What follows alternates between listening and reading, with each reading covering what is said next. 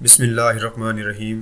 السلام علیکم۔ YouTube channel sweet اسلام پر خوش آمدید۔ اگر آپ نے ابھی تک ہمارا یوٹیوب چینل سویٹ اسلام سبسکرائب نہیں کیا تو پہلے اسے سبسکرائب کر لیجئے اور ساتھ ہی بیل آئیکن پر پریس کیجئے تاکہ ہمارے آنے والی نیو ویڈیوز کی اپڈیٹ آپ تک بر وقت پہنچتی رہے۔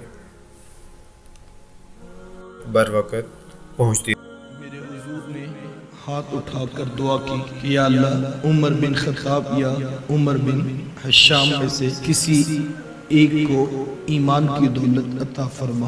ادھر حضور کے ہاتھ اٹھے اور ادھر تقدیر کے قلم نے عمر بن خطاب کا انتخاب کر لیا۔ اور وہ معروف روایت آپ نے سنی ہے کہ حضرت عمر رضی اللہ تعالیٰ عنہ قبل از اسلام ہاتھ میں تلوار لیے بڑھ رہے تھے کہ کسی نے راستے میں کہا کہ عمر کدھر جا رہے ہو؟ تو کہا کہ میں آج بانی اسلام کا قلعہ کما کرنے جا رہا ہوں۔ تو کہا کہ ادھر بعد میں جانا، پہلے اپنے گھر کی بھی خبر لو۔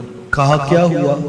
کہا یہ روشنی تو تیرے گھر میں بھی پہنچ چکی ہے۔ انہی قدموں پہ واپس پلٹے اور آ کر اپنی بہن کو مارنا شروع کر دیا۔ تو بہن بھی کہتی تھی کہ اگر تو خطاب کا بیٹا ہے تو میں بھی خطاب کی بیٹی ہوں، اگر تو اپنے کفر پہ ڈٹا ہوا ہے تو میں اپنے اسلام پہ ڈٹی ہوئی ہوں۔ جب دیکھا کہ ایک کمزور عورت کو اتنی استقامت کہاں سے مل گئی تو کہا کہ وہ پھر جو تم پڑھ رہی تھی وہ مجھے بھی سنا۔ تو کہا کہ ایسے نہیں سناؤں گی، پہلے تم غسل کر لو تو پھر تمہیں یہ کلام سنایا جائے۔ وہ تاریخ کا روشن عنوان ہے کہ عمر کی تقدیر پلٹتی ہے تو جناب عمر ایک کپڑا اپنے گلے میں ڈال کر اپنے بہنوئی کے ہاتھ میں پکڑاتے ہیں اور کہا کہ غلام بنا کر اس آقا کی چوکھٹ میں پیش، اور اسلام جو ہے وہ فخر کرتا ہے کہ اسلام آج کے بعد جو ہے وہ چھپ چھپ کر نمازیں نہیں پڑھیں گے۔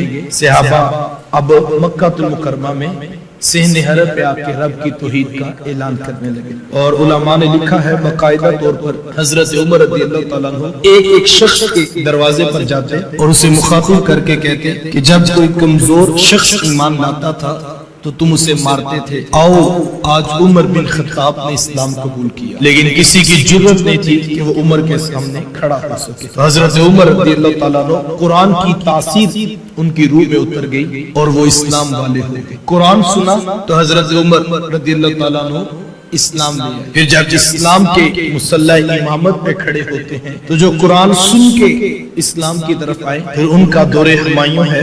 مرد بھی مسجد میں نماز پڑھنے آتے ہیں، عورتیں بھی نماز کے لیے آتی ہیں۔ مرور زمانہ فتنوں کے پیش نظر حضرت عمر رضی اللہ تعالیٰ عنہ کے دور میں ہی جناب عمر نے منع کر دیا کہ اب عورتیں مسجد میں نماز کے لیے نہ آیا کریں۔ اس سے پہلے مرد بھی آتے تھے اور عورتیں بھی ساتھ جو ہے وہ مسجد میں نماز پڑھا کر، آگے مردوں کی صفیں ہوتی اور پیچھے عورتوں کی صفیں ہوتی۔ ایک عورت روزانہ مسجد میں نماز کے لیے آتی ہے، ایک نوجوان اس کا راستہ روک کے کھڑے ہو جاتا ہے۔ ایک دن، 2 دن، 4 دن گزرے تو آخر اس عورت نے پوچھ لیا کہ تمہیں کیا مسئلہ ہے اور تم کیوں میری راہ میں رکاوٹ بنتے؟ تو اس نے اپنے اندر کی خواہش کا اظہار کیا کہ میں تیرا چاہنے والا ہوں اور تیرے لیے سب کچھ کرنے کے لیے تیار۔ تو کہا کہ میری لمبی چوڑی ڈیمانڈ نہیں، صرف 40 دن جناب عمر کے پیچھے نماز پڑھنا، اور 40ویں دن کی آخری نماز کے بعد میرا وعدہ ہے کہ میں تمہارے لیے یہاں پر کھڑی ہوں، پھر جو تم کہو گے میں تمہاری بات کو قبول کروں۔ اس نے کہا صرف 40 دن، تو 40 سال بھی کہتی تو میں کھڑا ہونے کے لیے تیار۔ کہا نہیں، صرف 40 دن۔ اب وہ مرد بھی نماز کے لیے آتا ہے اور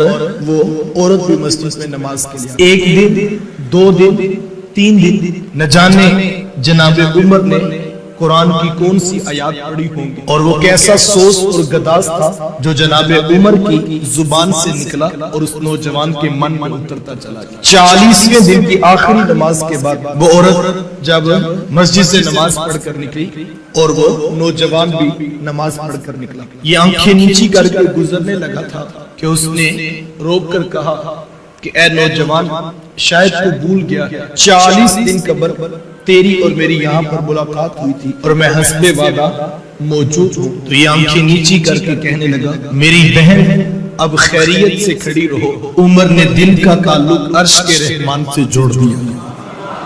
یہ ہے حضرت عمر رضی اللہ تعالیٰ عنہ کہ جن کے پیچھے کوئی 40 دن کھڑا ہو تو اس کی تقدیر پلٹ کے رکھ دیتے۔ یہ اسلام کا خوبصورت عنوان ہے جو